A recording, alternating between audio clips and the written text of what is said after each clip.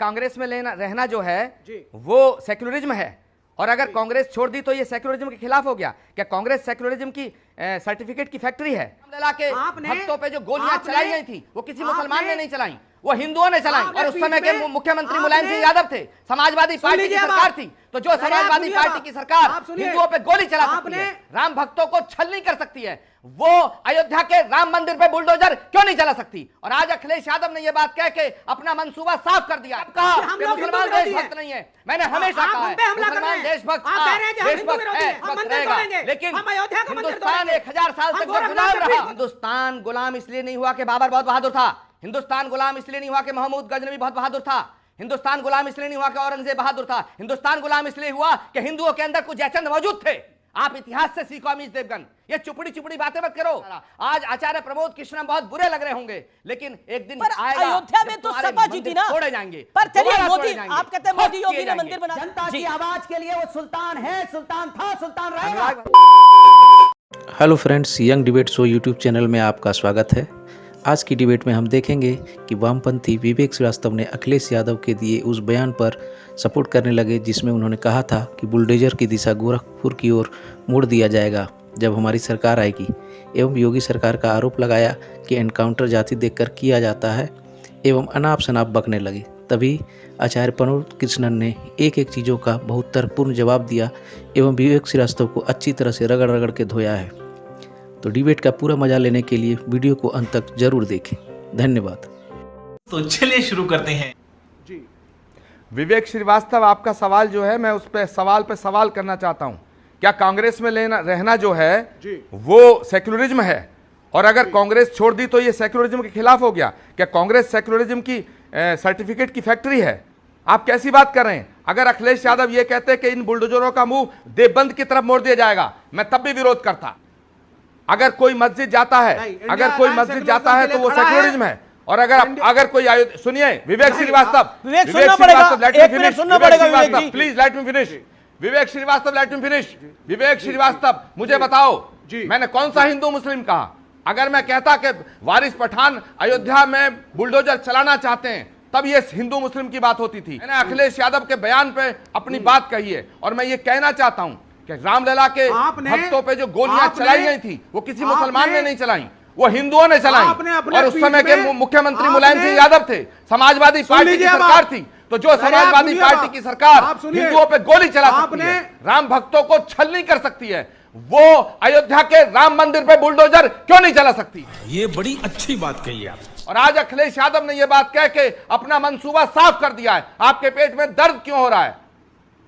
जो आचार्य प्रमोद कृष्णन बात करें, मंदिर का दर्शन करना ये कम्युनिज्म है। आचार्य प्रमोद कृष्णन ने ये बात कही थी जिसको प्रधानमंत्री ने भी अपने कार्यक्रम में बोला था, राम मंदिर को लेकर मैंने भी प्रधानमंत्री से अपने इंटरव्यू में ये सवाल पूछा था। ये कम्युनिज्म है। अगर मैं सनातन की बात करता हूं, ये कम्युनिज्म है। मैंने कहा कि मुसलमान इस देश में हैं, नहीं रहने चाहिए। मैंने कब कहा कि मुसलमान गद्दार हैं? मैंने कब कहा कि मुसलमान देशभक्त नहीं है? मैंने हमेशा कहा है मुसलमान देशभक्त है, देशभक्त रहेगा, लेकिन हिंदुस्तान 1000 साल तक गुलाम रहा। उसका कारण हम करें तो करें, क्या बोले तो बोले नहीं था। उसका कारण तैमूरलंग नहीं था, उसका कारण था कि हिंदुओं के अंदर कुछ जयचंद थे जिन्होंने बाबर को मौका दिया, महमूद गजनवी को मौका दिया, पृथ्वीराज चौहान को धोखा दिया, छत्रपति शिवाजी महाराज को धोखा दिया, राणा प्रताप को धोखा दिया, गुरु गोविंद सिंह जी महाराज को धोखा दिया। फौज में मुसलमान भी थे, सब थे, किसी ने किसी को धोखा नहीं दिया। ये भगवाकरण बंद करिए आप।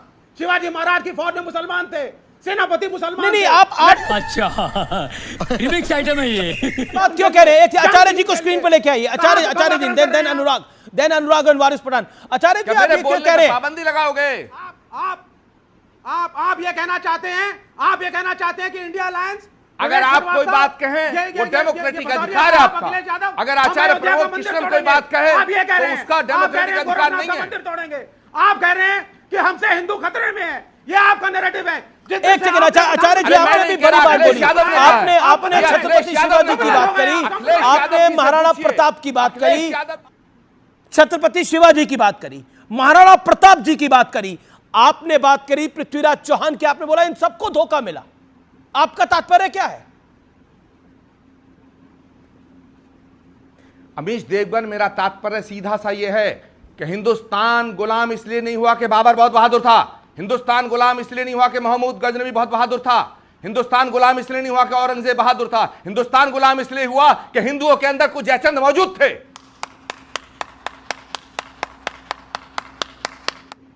और मैं साफ कह रहा हूं, पेट में दर्द क्यों हो रहा है? अखिलेश यादव ने जो कहा है वो साफ कहा है कि सारे बुलडोजरों का मुंह गोरखपुर की तरफ कर दिया जाएगा। इसका मतलब गोरखपुर बोला है, लेकिन अखिलेश यादव ने तो गोरखपुर बोला है, गोरखनाथ पीठ थोड़ी बोला है। आप इस बात को नोट करो, जिस दिन योगी मोदी नहीं रहे तो ये बुलडोजरों का मुंह गोरखपुर भी होगा, अयोध्या भी होगा, कल्की धाम भी होगा। अखिलेश यादव की सरकार में कल्की धाम के निर्माण पर पाबंदी लगी थी। ये कौन सा संवैधानिक राइट था? अरे बाप रे, ये तो धोती खोल रहा है। अखिलेश यादव जी की पार्टी की सरकार में रामलला के भक्तों पर गोलियां चलाई गई थी। आप इतिहास से सीखो अमीश देवगन, ये चुपड़ी चुपड़ी बातें मत करो। बहुत तेज हो रहा है, बहुत नहीं, मैं ठीक है, मैं डायरेक्ट बात कर लेता हूं। तो राम मंदिर बना, लेकिन आचार्य प्रमोद के शब्द, रामलला का मंदिर बना, लेकिन रामलला का मंदिर अयोध्या में बना। उसी अयोध्या से सपा का सांसद है आज, समाजवादी पार्टी जीत के आई आज। बोलो आप क्या बोलते हो? सपा जीत के आई अयोध्या में। अरे जो एक बात सुनो, यही तो मैं कह रहा हूं, यही मैं कह रहा हूं, और यही योगी आदित्यनाथ कह रहे हैं, और यही अखिलेश यादव कह रहे हैं। लेकिन आपकी समझ में नहीं आ रहा है, विवेक श्रीवास्तव की समझ में नहीं आ रहा, अनुराग भदौरिया की समझ में नहीं आ रहा। आज आचार्य प्रमोद कृष्ण बहुत बुरे लग रहे होंगे, लेकिन एक दिन आएगा अयोध्या में तो सपा जीती ना, तोड़े जाएंगे। पर चलिए, मोदी, आप कहते हैं मोदी बीजेपी की सरकार ने मंदिर बना दिया, लेकिन अयोध्या में जीती तो सपा, समाजवादी पार्टी। बताइए, अब जनता नहीं जिताया ना। ये जनता कौन है? हम ही तो जनता हैं, हम ही जनता हैं। और इसी बात को मैं कह रहा हूं, इसी बात का फायदा उठाते हुए अखिलेश यादव ने आज ये धमकी दी है। और अखिलेश यादव जी ने जो धमकी दी है जी, उसे समझने के लिए कोई रॉकेट साइंस की जरूरत नहीं है। अगर अब भी तुम्हारी अकल पे पत्थर पड़े हैं तो तुम जानो, तुम्हारा काम जाने।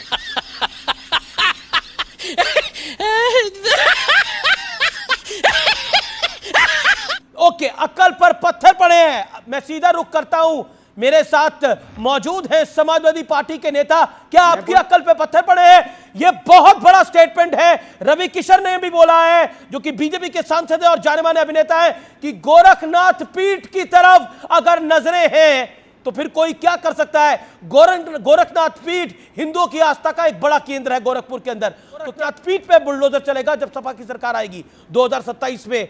क्या मायने ये है जो आचार्य जी कह रहे हैं? मुझे अनुराग ऑन स्क्रीन। मुझे तो आचार्य जी सुनो, मुझे आचार्य की बात पे बड़ा आश्चर्य लग रहा है।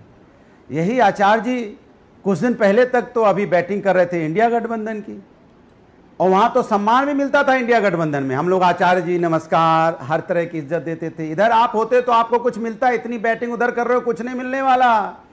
राज्यसभा तो छोड़िए, वो प्रधान भी नहीं आपको बनाएंगे गांव का। आप बेकार इतनी बैटिंग चीख रहे हैं, चिल्ला रहे हैं, क्या फायदा चीखने चिल्लाने से?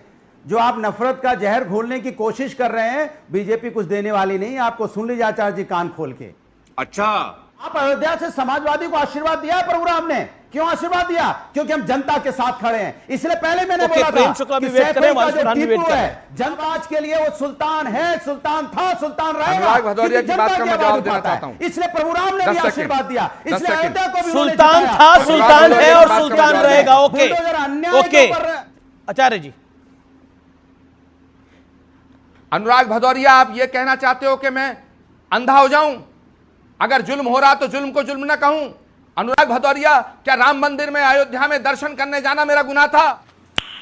नाइस। अनुराग भदौरिया, श्री कल्की धाम के निर्माण पे जो पाबंदी लगाई अखिलेश यादव जी की सरकार ने लगाई, 6 नवंबर 2016 को लगाई, क्या श्री कल्की धाम का शिलान्यास करना जो हमारे धर्म का आधार है वो मेरा गुनाह था?